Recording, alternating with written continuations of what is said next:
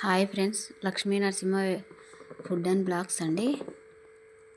ఈరోజైతే మేము కూరగాయలకైతే వెళ్ళాం ఫ్రెండ్స్. మామిడికాయలు కనిపించినాయి అక్కడ. చాలా బాగున్నాయి మామిడికాయలు అయితే, ఫ్రెష్గా ఉన్నాయి. ఒక్కొక్కటి 10 రూపాయలు అంటే 5 కాయలు అయితే తెచ్చుకున్నాను, కొంచెం పచ్చడి పెట్టుకుందాం అనేసి. చాలా బాగున్నాయి ఫ్రెండ్స్. కూరగాయలు అన్నీ కూడా బాగున్నాయి, ఫ్రెష్గా ఉన్నాయి. ఆకుకూరలు అయితే ఇంకా ఫ్రెష్గా ఉన్నాయి ఫ్రెండ్స్.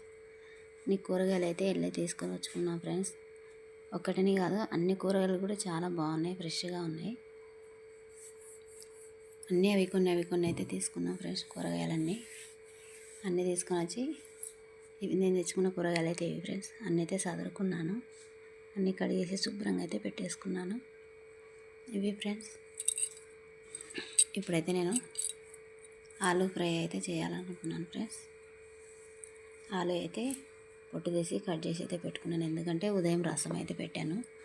ఆ రసంలోకి ఆలూ ఫ్రై అయితే చేస్తున్నాను. కట్ చేసి ఇలా వాటర్లో అయితే వేస్తాను నేను. వేసి కడిగితే ఆమె మాయిశ్చరైజర్ అనేది పోయిందంటే బాగా ఫ్రై అవుతున్నాయి ఫ్రెండ్స్. క్రిస్పీగా అయితే మీరు కూడా ట్రై చేసి చూడండి. ఇట్లా వాటర్ పోయేటట్టు ఒక గిన్నెలో, జిల్లుల గిన్నెలో అయితే వేసుకోవాలి. ఏమంటారంటే అది జాలి గిన్నెలాగా వేసుకోవాలి. అందులో స్టవ్ మీద కడాయి పెట్టుకోవాలి. కడాయిలో ఆయిల్ వేసి పోపు గింజలు, ఎండుమిర్చి, కరివేపాకు అయితే వేయాలి ఫ్రెండ్స్.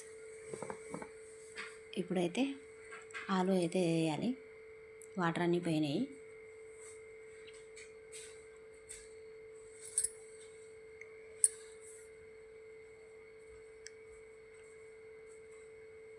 గరిటె తీసుకొని మొత్తము దాన్ని కిందికి పైకి మొత్తం అంతా కలిపేసేయాలి. ఎందుకంటే ఆయిల్లో మొత్తం అవి కలవాలి కదా, మొత్తం అయితే కలిపేసేయాలి ఫ్రెండ్స్.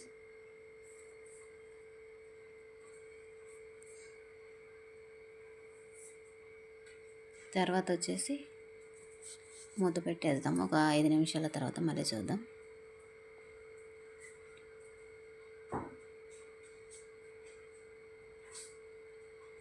ఇప్పుడైతే మళ్ళీ చూద్దాం, ఎందుకంటే మూత తీసేసి తడవకు ఒకసారి ఎందుకు కలపాలంటే అది కింద అడుగు అంటకుండా ఈక్వల్గా ఫ్రై అవుతుంది అనమాట.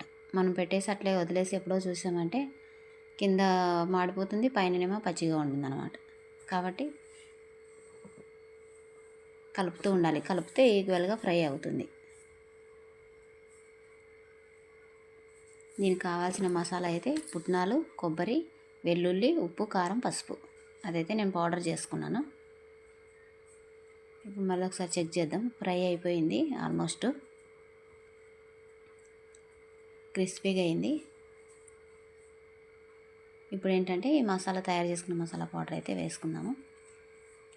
చూడ్డానికి ఎర్రగా ఉంది ఫ్రెండ్స్, చప్పగానే ఉంటుంది. కారం కొత్త కారం కాబట్టి ఎర్రగా ఉంది.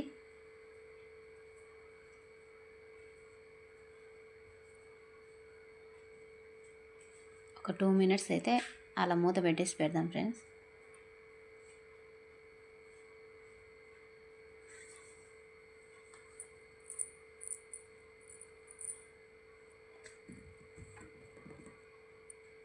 తర్వాత వచ్చేసి డిష్ అవుట్ చేసుకుందాము. ఒక బౌల్లోకి తీసేసుకుందాం ఫ్రెండ్స్. అంతా మేము ఇంట్లో ఎలా అయితే చేసుకుంటామో అలాగే చేశాను. ఒకసారి మీరు కూడా ట్రై చేసి ఎలా ఉందో కామెంట్ సెక్షన్లో కామెంట్ అయితే చేయండి ఫ్రెండ్స్. ఛానల్ కొత్తగా అయితే స్టార్ట్ చేసాము, మాకు సపోర్ట్ చేయండి ఫ్రెండ్స్. మాకు కూడా సబ్స్క్రైబ్ చేసుకోండి. ఒకసారి అయితే ట్రై చేసి చూడండి.